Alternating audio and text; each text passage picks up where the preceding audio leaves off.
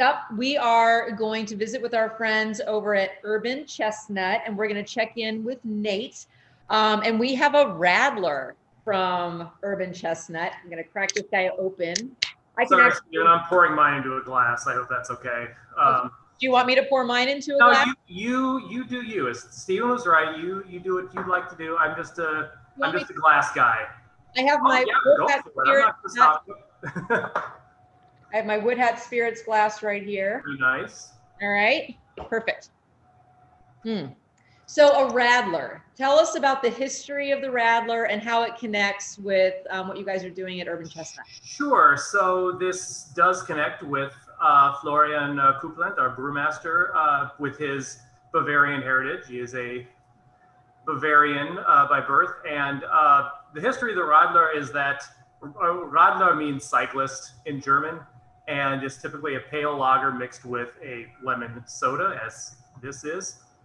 There is a legend that there was a guy named Franz Kugler who had a place called Kugler Arm just outside of Munich. And one day in June of 1922, he saw a huge just group of cyclists come to his place, and he feared that he would run out of beer. So to make sure he had enough to serve them, he mixed the beer with lemon soda, called it a cyclist, a Radler, because, hey, you don't want to drink something so heavy as beer if you're riding a bike, or, well, so he said. And legend was that was the birth of it. I don't doubt that happened, but there's evidence that people were drinking something like that, people who rode bikes or had already been drinking that. So this is in the same vein. It's made to be a refreshing drink. We make our own lemon soda in-house to mix with pale lager. And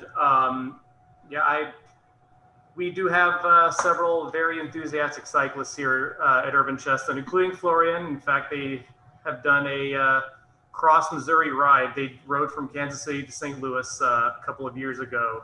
And this was definitely something they drank when they made their return from that jaunt. How many days did that take? They did it over about 3 days. I think they left on a Wednesday, and they did have someone from the sales team in the sales van who was making sales stops along the way, and was also there in case someone just had to tap out for the day. So, wow. I mean, that's a commitment. If you're going to, ride your bike across the entire state of Missouri, that you need some beer to fortify you on that trip, I would say. Beer to fortify and beer to refresh afterwards. And the Radler does tend to work out.